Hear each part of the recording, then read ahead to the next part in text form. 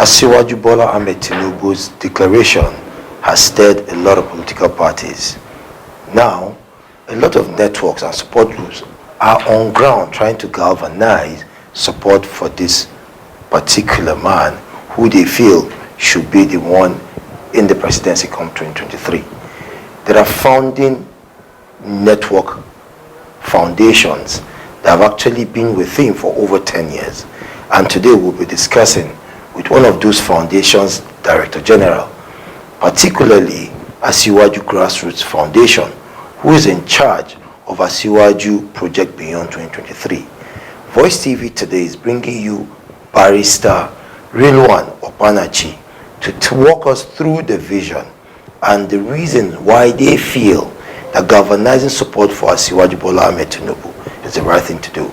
Walk with us as we engage him in some discussions. Barrister Opanachi, Asiwaju Grassroots Foundation, what birthed it and what's the vision? Asiwaju Grassroots Foundation was formed over 12 years ago when people of like minds, followers of Asiwaju, believers of Asiwaju's principle and political philosophy came together with the sole aim of having a foundation through which we could spread Asiwaju's philosophy, virtues, and political philosophy. And we have been doing that, and we have successfully done that. Our impact has been felt, and it's still being felt. And coming towards this election, when we discovered that our principal was interested and is going to contest this 2023 presidential election, we called ourselves together and said, look, we have been doing this for our nation, spreading the good news of Asiwaju, his virtues, his political philosophy. We have been propagating it even without knowing that he was going to contest the election one day. And now that he's going to contest an election, there's need for us to have a vehicle through which we could, reach out to Nigerians and canvass support for him. And that was what led to the formation of Asiwaju Project Beyond 2023 as a brainchild of Asiwaju Grassroots Foundation. Sir, how will your group sway the voting population and those of undecided voters to believe in the vision of Bola Ahmed Asiwaju for the presidency? Our group is a special group, it's a unique group, it is a youth-driven group and youth-focused group. With our primary constituency where we're focusing is the youth. You know that in Nigerian election, it is the youth and the women that constitutes the dependable electorate. And this is the class of persons that we are focusing. We are focusing on the youth, we are focusing on the women, and we have done that judiciously. And we are hopeful that when it comes to 2023 election, our principal will have the support of the youth, because we have been able to galvanize the support of the youth. We have been able to reach out to the youth at various levels, youth organizations, student unions, and women organizations. And we have been getting positive results, positive support, positive endorsements. Sir, as the DG of Asiwaju Grassroots Foundation, how would you react to the speculation that power blocks within the APC are trying to sabotage the ambition of Bola Ahmed Asiwaju Tinubu? There's nothing like power block within the APC. Asiwaju also is a constituted power block within the APC.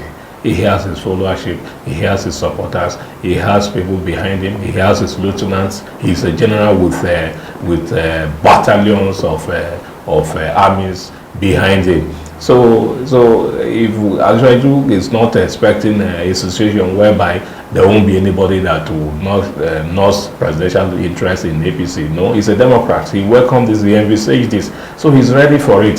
So we're not scared of anybody. He's not scared of anybody. He welcomes. He wants to have this thing in a democratic manner, and he's poised for it. So he is not intimidated or afraid of any power block. It is expected. This is politics, and people are entitled to have interest, such as just as he has his own interest. But he will pursue his interest diplomatically, having regards for the rules of the game. Insecurity, economy, unity of our people, and international relations are most critical for Nigeria's respect in the Committee of Nations. Does your principal, Bola Ahmed Tinubu, possess the capacity, competence, and political doggedness to place our great nation, Nigeria, and its people on that grand stage? Of course, he is. He is. Asiwaju is not just a Nigerian product. Asiwaju is an international brand, an international product. Asiwaju, from even after his primary education, Asiwaju traveled abroad to school in abroad. From there, went to Chicago University in Chicago, and so he has that international exposure right from the beginning. And he has been there. Asiwaju has sponsored politicians within Africa and even beyond the shores of Africa. So he has Asiwaju is one politician that we must not miss the experience, the huge experience he's coming with. Asiwaju is one politician that is a thoroughbred politician and at the same time a refined technocrat. Nigeria has never had it before, to have a combination of qualities of a thoroughbred politician and that of a refined technocrat. And when you bring these two things together, you can imagine what is going to happen. So Asiwaju is a well-respected figure within Nigeria and within the international community. His voice, ring bell in the ears of the international community. He commands respect, well-educated, well-exposed, and you can see what happened in Lagos. He was able to leverage on international connections, international experience, and everything to lay the foundation, the solid foundation that Lagos is building on today. Before he became the governor of Lagos State, Lagos State was one of the dirtiest cities in the world. But when he came, because of his background and his exposure internationally, he was able to nip it in the bud and place Lagos as one of the best or cleanest cities in the Committee of States now. Before he became Lagos State's governor, you could see that there was serious issue of insecurity in Lagos. He leveraged on his experience and international exposure, and he was able to nip that in the bud.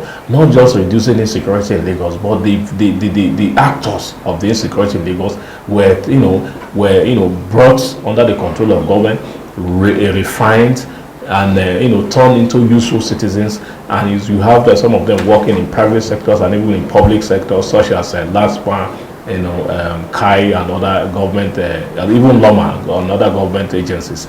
Before he came as a Lagos State governor. What was the financial status of Lagos? What Lagos State was generating monthly?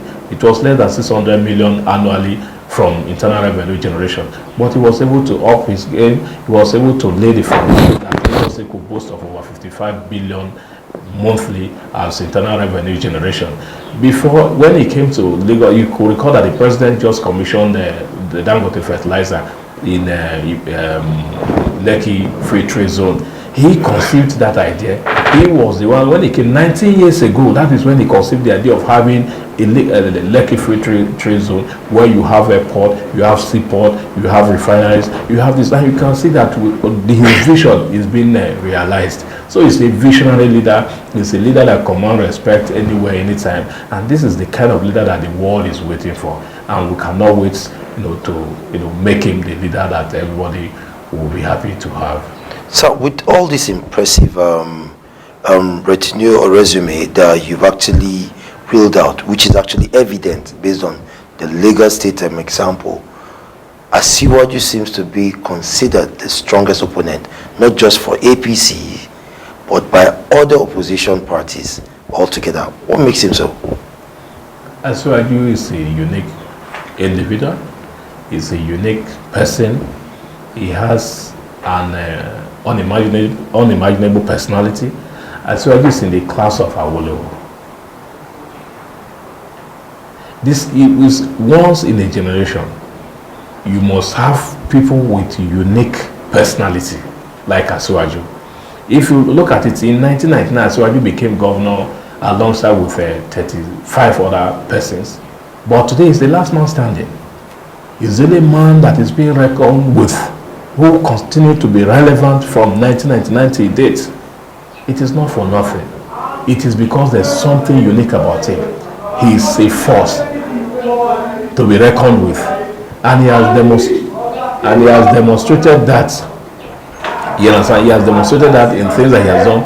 He is a force with. He was able to help the president, the current president, to office by galvanizing Nigeria, mobilizing Nigerians to give him support, particularly from the southern flank of Nigeria.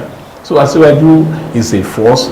He's a strong politician that everybody must reckon with, and that is why he's a force. So that's why he deserves the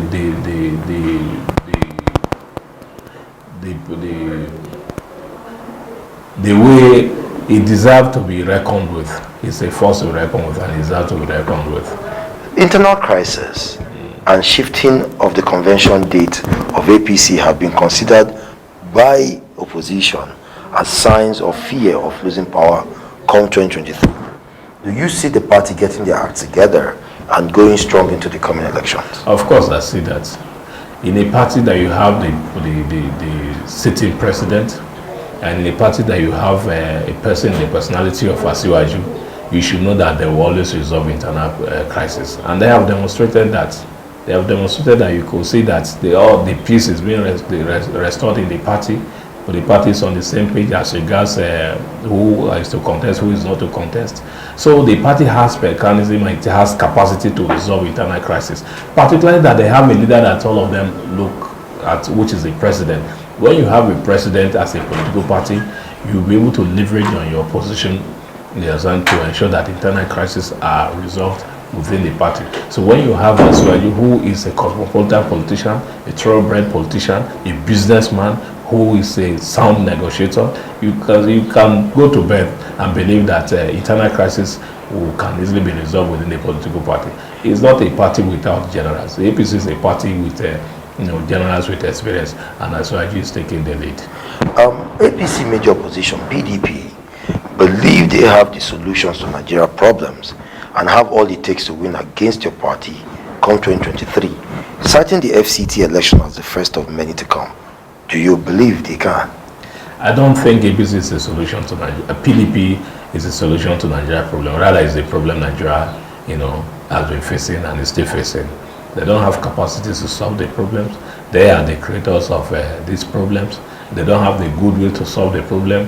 What PDP needs is to be rescued by the people. PDP need people to rescue it and not it rescue in Nigeria, because the goodwill to win election is not there. Don't win, they have squandered their goodwill, and I don't see them recovering that goodwill before 2023 election. So as far as I'm concerned, APC, once the ticket is given to Asiwaju, who is the sure bet candidate, that is the end of PDP. The only way PDP can come back into a question is when a ticket is given to another person other than Asiwaju, because there is a consensus that Asiwaju has labored for this party. He gave his all for this party ahead of 2015 election. He did everything, he sacrificed everything for this party. So what people are looking at, whether PDP or APC, is a situation whereby the party will call Asiwaju and say, thank you with this ticket for all you have done for the party. Thank you. And if that is done, then I can assure you that Nigerians will rally around to ensure that he's elected as the president. Not even PDP members doubt the capacity of Asiwaju.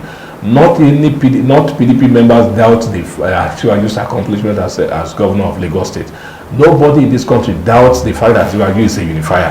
Why do I say so? As far back as 1999, Asiwaju was able to recruit competent Nigerians, unknown Nigerians, from different parts of the country, from Anambra, from Delta, from Osun State, from Ogun State, from Kwara State, from Kogi State, and assembled them as his cabinet members, with whom he laid the foundation that Lagos State is building on today. So this man is a unifier. At a point that we are, fighting with, what do we call it, nepotism and other issues that are pervading our everything about Nigeria. In the church, you see nepotism. In the mosque, you see nepotism. In business, if you go to banks, if the MD or the owner of the bank is from South, the staff are almost from South.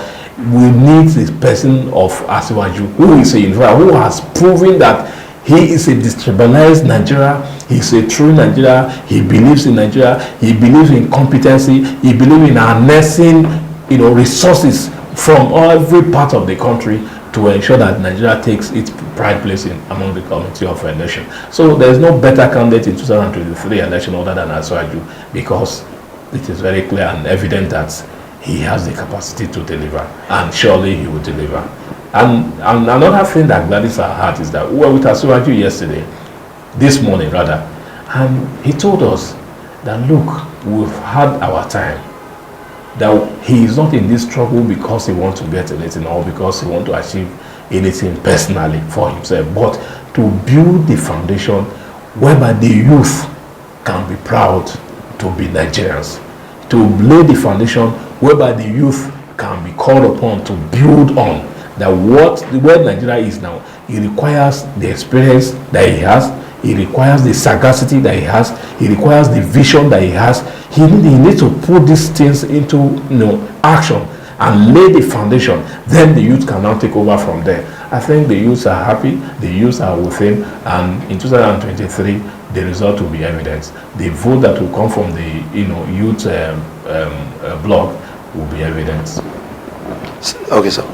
For the final words, sir, for the undecided voters that are out there, particularly the youth and the youth and the women, the youth have shown enough enthusiasm to us, Asiwaju, and part of the request we played before Asiwaju this morning is that we want him to engage the youth, and we are organizing a forum for him to engage the youth, just as he has consulted with traditional rulers, political leaders. We want him to consult with Nigerian youths, and Nigerian youths are demanding for that. And he has agreed to meet with Nigerian youths, that it will be his joy that he has been looking for such opportunity and forum, and one has been provided. So he will be there to consult the Nigerian youth, to meet with them, to discuss with them, to answer their questions, to clear their doubt on any issue that they require explanation. And he's ready for that because he believes that he is coming to govern with the Nigerian youth. It is the Nigerian youth that will be the driving force of his government. He's going to tap the potentials and the strength, the energy of Nigerian youth. So he believes that so much. So we are calling on Nigerian youth and the women and the undecided voters anywhere they are this morning to know that Asiwaju is coming for them.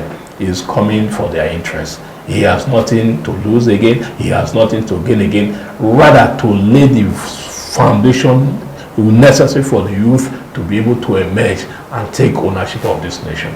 Thank you very much for your time, sir. And we believe as your programs unfold, we will be following it up to feed Nigerians back on the